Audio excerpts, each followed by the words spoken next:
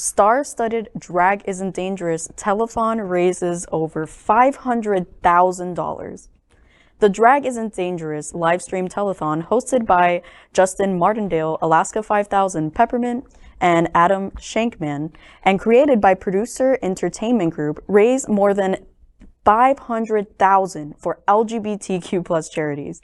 The event saw performers including RuPaul's Drag Race All-Stars 7 winner Jinkx Monsoon, Wesley Rogers, Bob the Drag Queen, and more take to the stage in both live and pre-tape performances to help raise money for organizations benefiting the queer community.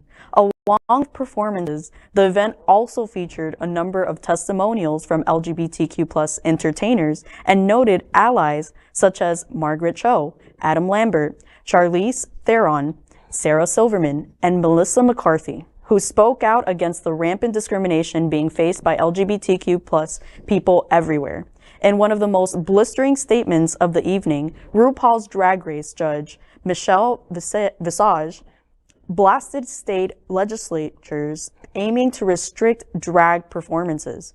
All proceeds from the event are being split among a pool of charities, including GLAAD, GLSEN, Headcount, Black Queer Town Hall, the ACLU Drag Defense Fund, Trans Justice Funding Project, and the Victory Fund to support and defend drag performers against anti-drag legislation in states such as Tennessee and Florida.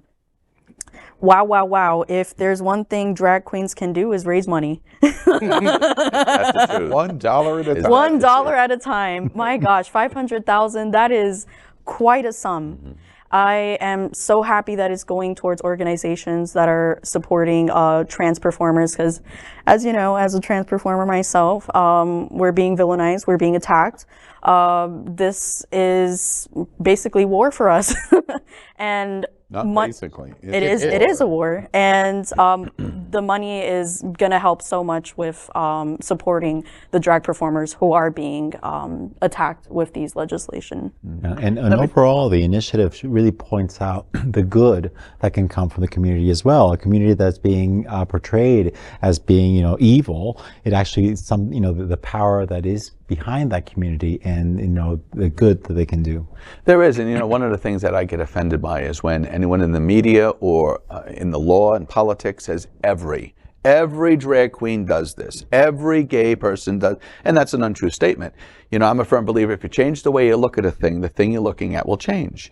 Well, what are you looking at? Yes, there are these type of people in every community, in every race, in every culture, in every sexual orientation. But the fact of the matter is, there's also wonderful stuff in the drag shows. There's wonderful stuff in the gay community. There's wonderful stuff in the black community. And let's look at that stuff. Change the way you look at a thing, the thing you're looking at will change. Well, and that's how these rhetoric get put forward, because by demonizing just one person, right, you can say that, one drag queen is bad and therefore all drag queens are bad. Exactly. One gay person is bad and therefore all gay persons are bad. Exactly. But we don't turn around and say one straight person commit murder and therefore all straight persons are murderers. Right. So, it's, but it's to trigger the fear of the unknown with people who don't live in city centers, with people who don't live anywhere near an LGBTQ community.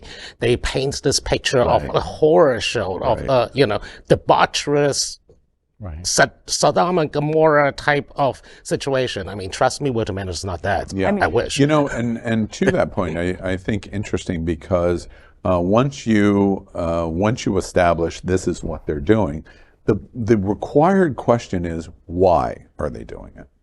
And in this instance with drag queens, in 1994, RuPaul went to VH1 and did that first talk show as a drag queen. And through the time of doing that talk show, you never read in the 1990s that RuPaul and the VH1 show that she was doing was grooming children. No, whether you liked drag or whether you hated drag, RuPaul, there was not opposition to RuPaul because she was grooming children. Right. In the 2000s, as drag became more and more popular, leading up to Logo's launch of RuPaul's Drag Race. RuPaul's Drag Race operated, and there was not a wide segment of America saying, this must stop because they're grooming children and it's dangerous for our children and they shouldn't be on television, and MTV and Viacom shouldn't be involved in this, and let's have a boycott because they're grooming children. That did not happen. You might not have liked drag, or you might not have liked the LGBTQ community, but they did not make the connection to say you're grooming and destroying our children. Let me say, there is no connection. There really is no connection. I think what's happened in our society is the gay and lesbian youth and transgender youth are more comfortable to be more open and come out and share their orientation early. And I think society is getting scared of it. It's always been like that. It's just that back in the day, you know, a gay man might not come out till he's 60, married with 2 kids. Now he can come out. So he lived his life living how he didn't want to. But today, because they're coming out so much earlier, I think there's a society fear of that. Well, what's causing that? Well, the drag queens must be forcing that on the kids. And it's not society. It's a small percentage that are doing it for power and money to hold on to control. That's what's causing the fear. One last thought before we move on. Bobby's got to jump in for the next story. I worked with RuPaul's Drag Race for a lot of years. 7 years I worked with RuPaul's Drag Race.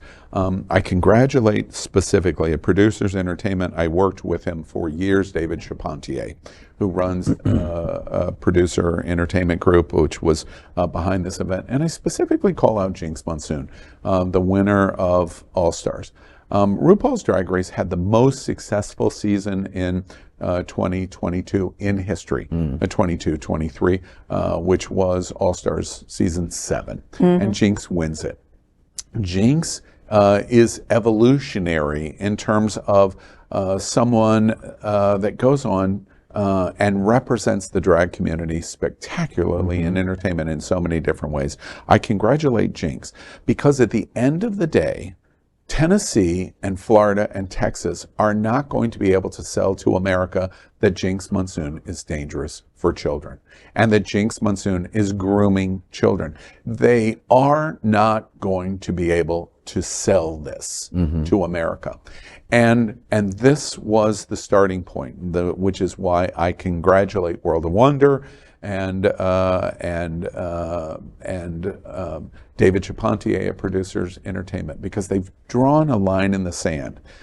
Yes, congratulations on the $500,000, but far more important, they've drawn a line in the sand that says, we now are going to fight. And this is the start where entertainers, the LGBT community, but allies, we have tons and tons of allies that are going to say, we're not going to accept this, and Tennessee and Florida and Texas are not going to be able to sell this to America, and now we're going to fight. And that's why this story, I think, is so important. We are Queer News Tonight, the world's first and only live daily LGBTQ+ evening news show from Happening Out Television Network. In the model of PBS and NPR, we educate, inform, and entertain by supporting the 10 pillars of the LGBTQ+ community, with more than 100,000 a week watching on Roku, Apple Television, and other channels. To keep the stories going, we accept donations with 100% transparency. Stay updated and live authentically with Queer News Tonight.